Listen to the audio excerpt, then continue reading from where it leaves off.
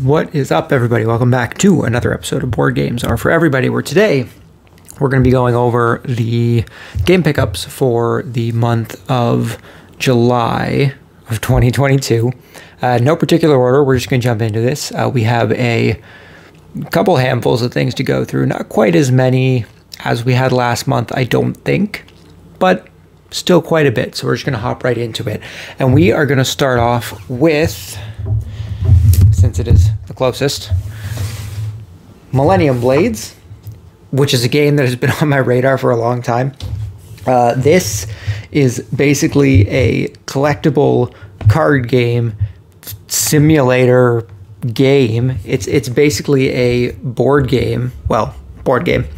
It's a card game about being a collectible card collector. You buy your cards, you trade your cards, you sell your cards, and you enter tournaments based on the cards you have. You'll do better, you'll earn more points, and the more tournaments you win, the more likely it is for you to win the game. Really interesting concept, so it's something I wanted to track down. We have not had a chance to play it yet. We had it set up and we started playing a little bit, but it was a little much. It was a lot to kind of take in at one time. So we need to sit down and try to really get our heads around it before we try hopping into it again. But it is one super excited to start playing. That is Millennium Blades. So next up, since we're talking about Millennium Blades, we have Millennium Blades Set Rotation. This is the expansion for Millennium Blades, which, if you can tell by all the glare, has not been opened yet. When I bought this, I didn't actually think it was going to be sealed. I thought it was pre-owned. Apparently, that is not the case. This expansion adds some more card sets to the game, as well as adding a single-player rule set, so you can play the game on your own. Pretty much it's just adding some more stuff to the game. To my understanding, that's the stuff it adds. So if we can't get into Millennium Blades as a multiplayer game, I'm definitely going to try it out as a solo playered game. Hopefully we will have some Millennium Blades gameplay in the future. We'll see what happens with that, but it's definitely something I want to try and get onto the channel a little bit once I have a better understanding of how the game works. So that is Millennium Blades Set Rotation. Obviously, sit it right there with Millennium Blades. Next up, we have Happy Little Dinosaurs. We ended up picking this one up because we really enjoyed Here to Slay. So we ended up getting this one as well because it's made by the same developers, and we weren't a big fan of this one. It's fine. It's good. I think it would be a lot better with either 3 or 4 players, or I think there's even a 5 and 6 player expansion. This is definitely a game where you want to have more players playing the game. I think the higher play count you have, the better the experience is going to be. At 2 players, you don't really have that, take that kind of back and forth as you play your cards and stuff. But it wasn't bad. It wasn't bad. I liked it. I really enjoy the artwork. I really enjoy the cards and all that kind of stuff. I really like the dinosaur meeples. I think they're super cute. But for 2 players, I think that it's just kind of lacking something. So that is Happy Little Dinosaurs. Probably better at a higher player count. Hopefully one day we'll be able to test that out. Next up, we actually have a handful of games here, seeing as they are all part of the same series here. We have Villainous, which is the first time we've played Villainous, and we ended up picking up 3 sets. We started with the Wicked to the Core set because my partner is a very big fan of Snow White, so she wanted the Evil Queen character. So we ended up getting this one. This was the first one we played.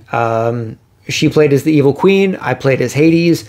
And it's a pretty fun game. I actually am surprised by how kind of in-depth the game actually is. You would think that just for being a Disney game, it wouldn't actually be all that engaging, but it is surprisingly good.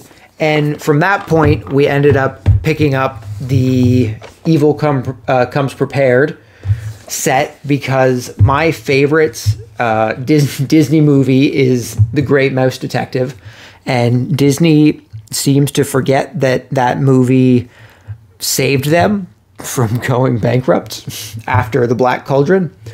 But Ratigan being a villain in this set, I definitely had to pick this one up. Great Mouse Detective is my favorite Disney movie, so I wanted to pick up the Evil Comes Prepared in order to get Ratigan as a character.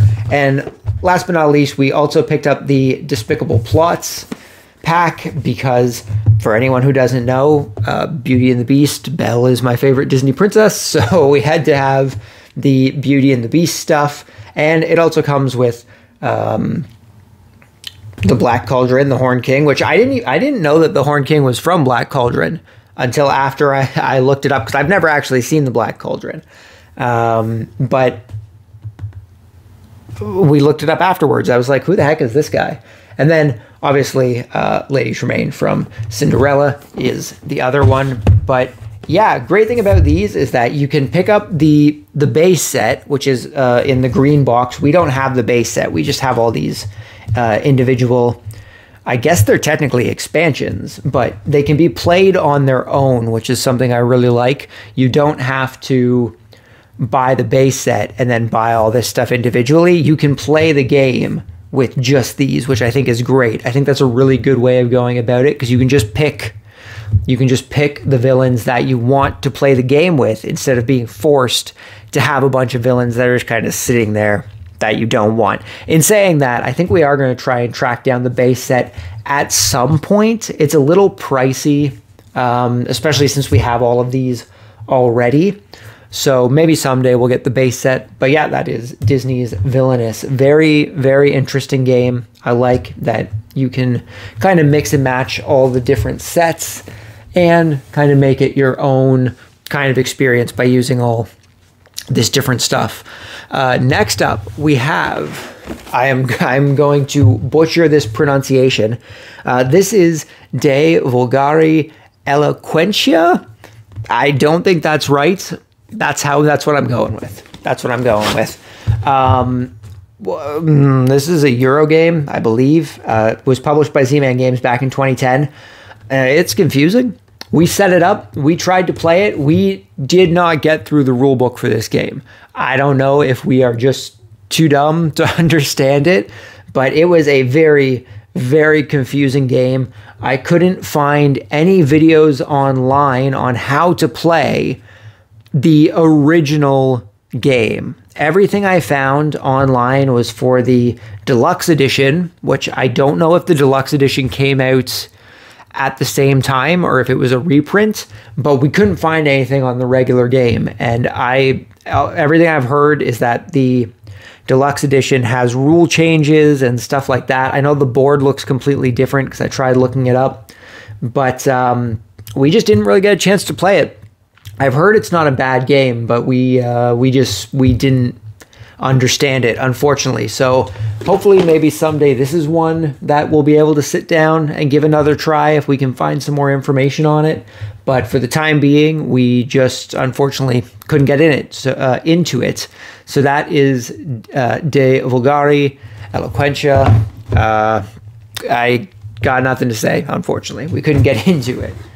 So next up, we have, this is a heavy one, The Quest of the Philosopher's Stone. This is a really interesting, almost trivia-esque kind of game, but also not really. This is like Trivial Pursuit if the questions you have to answer are like brain teasers. So you know what? I'll pull the book out here because it's pretty cool. So we've got our board and all that stuff. But when you land on the different, oh God, everything's falling all over the place. When you land on the different spaces on the board, you need to refer to this book right here, which has a bunch of different questions in it. So when you roll your dice after landing on a certain, sorry, this is just bothering me. I just need to stop. When you roll your dice after landing on a certain quadrant of the board, you have earth, air, fire, and water quadrants.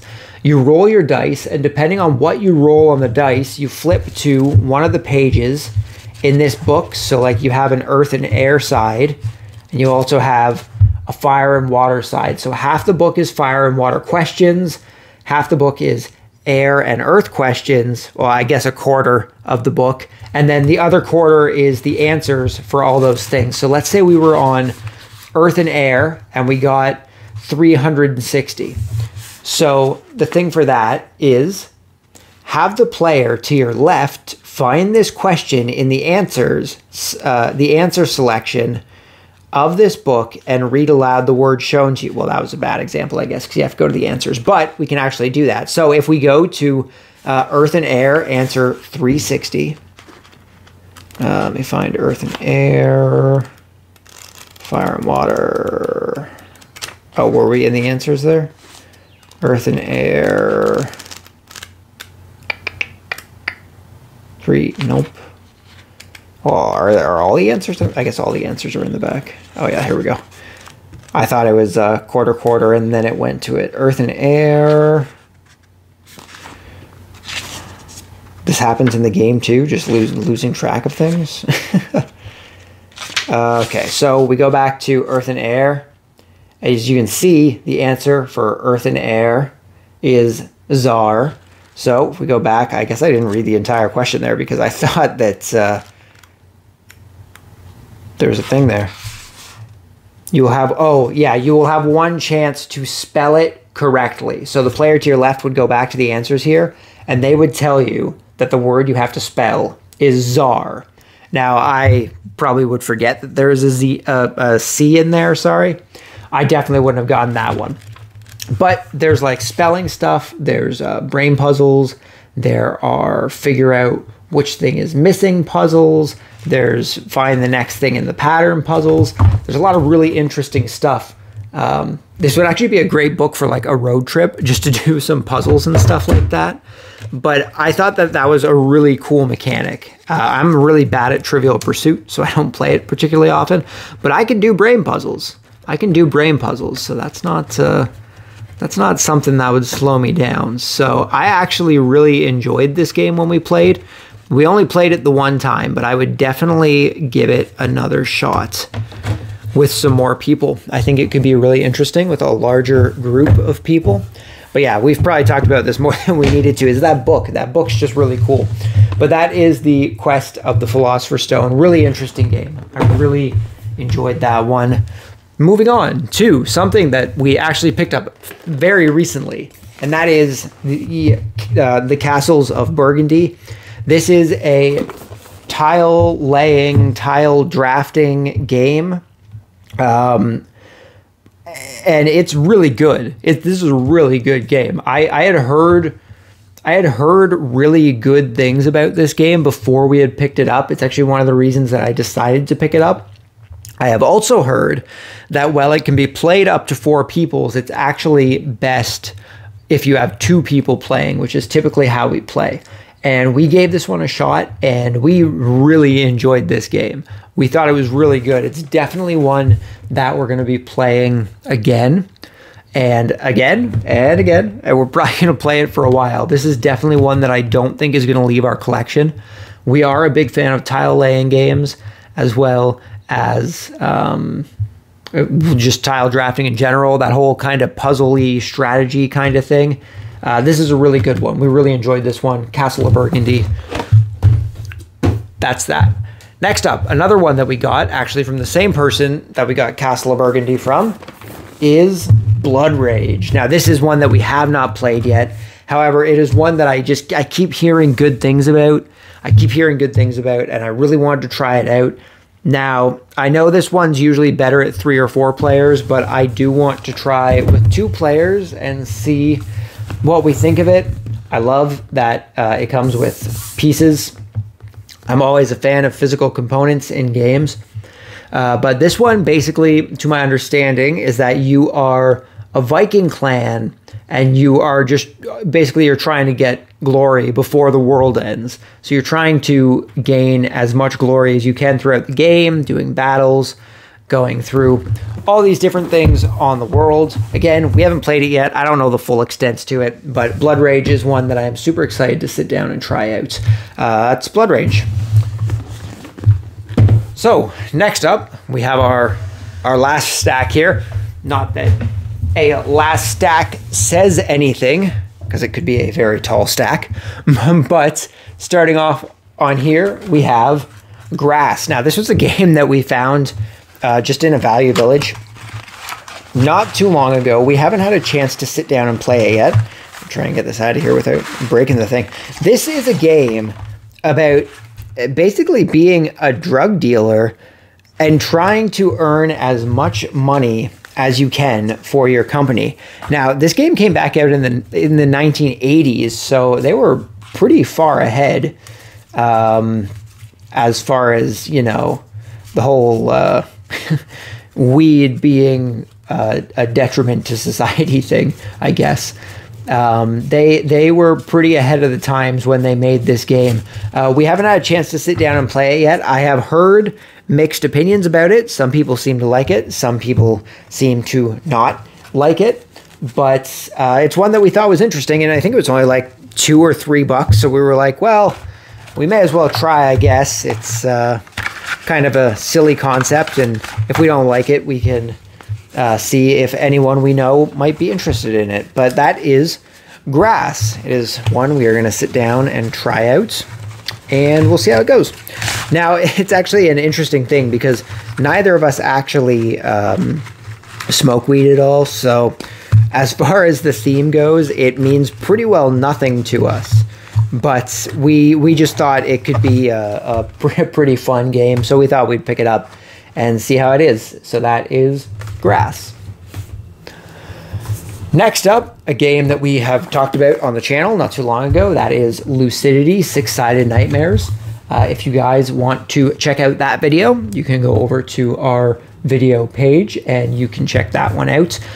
This one I really enjoyed. The only thing that I did not like about it was that when you become a nightmare, there's no way to snap out of that nightmare and go back to being just a dreamer. And personally, I found that being a dreamer was a lot more engaging than being a nightmare. So we made some house rules that would allow you to go back to being a dreamer if you end up in the nightmare state, to make the game a little more what we would kind of enjoy. But that's Lucidity, Six-Sided Nightmare. It is a daft dricing game. It's a dice drafting game where you are basically trying not to go crazy, and you're just trying to gain enough points, enough power points to wake up from your nightmare, basically. But that's Lucidity, Six-Sided Nightmare. I enjoy it quite a bit. If you want to check out the full review, it's on the channel. You can go check that out. Next up, we have Royal Visit. This is the last game we got when we picked up Blood Rage and Castles of Burgundy. We also got this one. This is a game, very, very simple game. You just have a central mat. One player plays as the wizard, one player plays as the jester, and you're trying to get the king or the prestige point tracker, which is over here, the influence tracker, sorry, into your chateau by playing cards and moving them around and using powers. Each character has a different power that they can use, like the wizard can move the king to whatever space he is on, and the jester can use jester cards as wild cards depending on where he and the king is in relation to his chateau. This was one that we actually enjoyed quite a bit. It's a little puzzly. It's a little kind of kind of like a take that game, sort of. You're not really doing anything to hinder your opponents, but with the way that everything moves around the board and the constant moving back and forth of everything, it's a bit of a brain teaser when it comes down to trying to find out the best way to either get the influence tracker or the king into your chateau without your opponent doing that first. So Royal Visit was actually quite a lot of fun. We enjoyed it. That is Royal Visit. Next up, we'll do this one first. Actually, I have two things I want to talk about here. So we got the final expansion for Tiny Towns, which is Tiny Towns Fortune. We did not have this one yet. We actually started with the Villagers expansion, and some of the cards in there were like, only use this if you have the Fortunes expansion. So I was like, oh, well, great. Well, now we have to get the Fortunes expansion, which is fine. Tiny Towns is one of my favorite games that we own. So we were going to pick this up eventually. This one basically just adds in some new cards, obviously, but it also adds money into the game, a currency that you can use to perform different actions and stuff as you go through the game. But that is Tiny Towns Fortune. And speaking of Tiny Towns Fortune, I want to bring up that we got the other expansion for Tiny Towns, which everything is in this box now, which is why I had to bring the original box down. And the reason for that is because we actually ended up buying some organization trays for the game. Sorry, I got distracted by taking the manuals out here. We got some organization trays for the game to make organization a little easier. Because we have all the expansions and everything, it has made the base insert for the box basically unusable because of all the cards that are in there.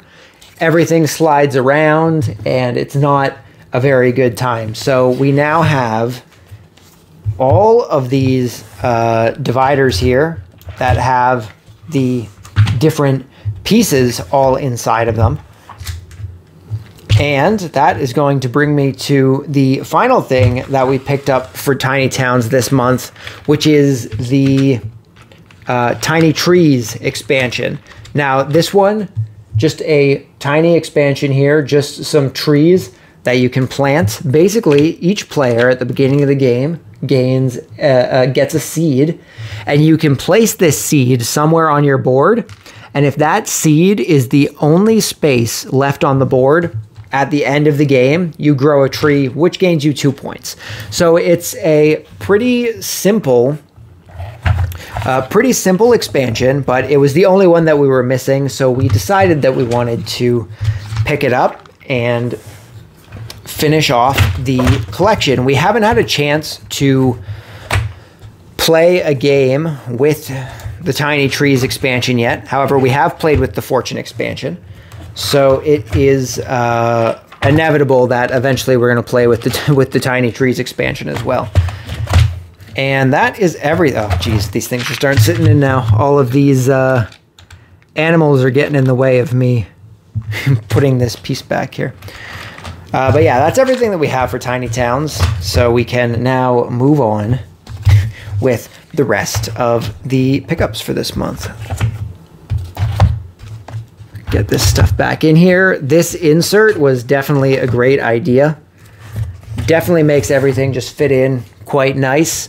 And seeing as we had everything anyway, it was about time that we picked up the insert so that we could fit all the expansions and everything into the box. But that is everything we have for Tiny Towns. So let us move on to the next game, which is Stardew Valley, the board game. Now, this is obviously based on Stardew Valley, the video game. It is more or less a pretty good... I thought there was actually a picture of the board on the back. Apparently there is not. It's a pretty good representation of the video game. You can go visit the mines. You can go fishing. You can manage your farm. You can go make friends. It is a surprisingly good game. We really enjoyed it when we played. We played just the standard game, which is 4 cards per season. I might try and do a playthrough of this for the channel, but probably not a standard game playthrough. I'll probably do a shorter game playthrough, which is 2 cards per season, and we'll see how that goes. But this is a really fun game. Usually when you have video game tie-in games, they're usually kind of cash grabby. It's really hard to tell if it's going to be a good game or not, but I'm really glad that we ended up picking this one up because I actually enjoyed it quite a bit. We've only played it once. It is something that I'm hoping to get out onto the table again sometime soon. I feel like our thing's not sitting straight here. It wasn't quite closing properly. But it is definitely a game that I want to get onto the table again sometime soon. It was very fun, and yeah, that's Stardew Valley. That's all I got. I just kind of started rambling there. But yeah, that's Stardew Valley. Quite fun, quite enjoyable. Definitely want to try and do a playthrough for that for the channel sometime. Next up, we have Wingspan. Now, this is a game I have heard just so much praise for. Every time someone talks about this game, they're like, this is a great game. It's so good. It's so great. We picked this up at the same time that we got Stardew Valley. And yeah, everyone's right. This is a really good game. I really like the card art. I really like the theme. I really like the components, the eggs and the tokens. And just, I don't know, this is a really good game. So much so that I actually kind of want to get the video game version as well so that I can play it when I'm on the go. But yeah, Wingspan's really good. If you like the bird theme, if you like card games, kind of a puzzly figuring out when to play stuff where kind of games, Wingspan's a really, really great game. It's popular for a reason. It's popular for a reason. I really enjoyed it. That is Wingspan. Good game. Good game. Next up, we have something that is technically not a board game, but it was too interesting for me to leave it out, and that is the board game book by R.C. Bell. Now, this was released, I believe, back in the 80s at some point, and this is a book of board games from over 80 years prior to the release of the book. So going back to the 1900s up to the point that this game, that this book was released. And unfortunately, our copy of the book didn't come with the insert sheet that had all of the game pieces you could use. You would cut out these pieces off of the sheet in order to be able to play these games right out of the book. Now, that is what I think the really interesting thing is about this book, is that you could play these games, learn them from the instructions on the page, get a little history about them, and then you could play these games right inside the book. And that's really, really cool. It's really unfortunate that we don't have it's really unfortunate that we don't have that insert. Sorry, I'm just turning the mic down here a little bit. I just feel like we were peeking on stuff, and I just didn't want the mic to be peaking too much. Hopefully you can still hear me. I'm just gonna put it back up. I'm just hoping it's not peaking too much and that things are over loud. Wrong word. But anyways, yeah, we unfortunately didn't have the insert that had all of those pieces in here so that we could play right off the book. A handful of these we could probably just make the pieces ourselves so that we can still play. But even without the pieces, which we are going to try and track that page down, this is just a really, really interesting piece of board game history. This book with all of these different board games inside of it. It's really cool to even just look through this and see the kind of stuff that was out there before all these games that we have today. You know, back then there was no Blood Rage with all these miniatures. There was no Millennium Blades with just thousands of decks of cards, stuff like that. Like, obviously there were complex games back then, but certainly not to the extent of games that we have today. So this is just a piece of board game history. It was too cool to pass up on. And while it's technically not a board game, I think it definitely deserves its spot in the video here. So that is The Board Game Book by R.C. Bell. Really cool piece of history. And I am looking forward to hopefully one day finding that sheet so we can play some games out of that. Next up, we have City Skylines, the board game. This is another video game inspired board game, obviously based on City Skyline.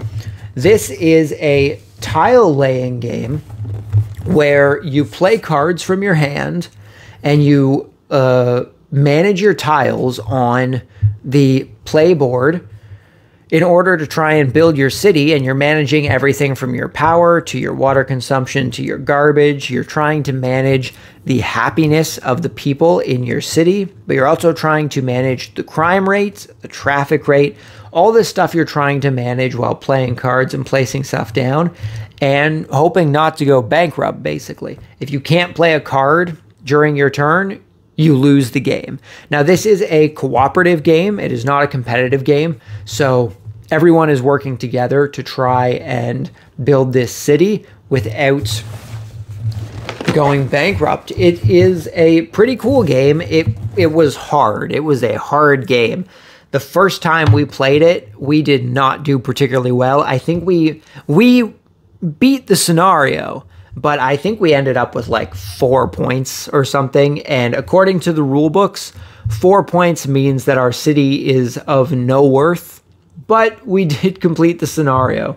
This is one that I think we do actually want to sit down and try to play again. We did enjoy it. Like I said before when we were talking about Castles of Burgundy, we are a fan of tile laying games. So this game is right up our alley. It is one that we want to try again. It was difficult, though. It was difficult. But that is City Skyline, the board game. Next up, we have 221B Baker Street, the Master Detective game. Now, this is the edition from 1977.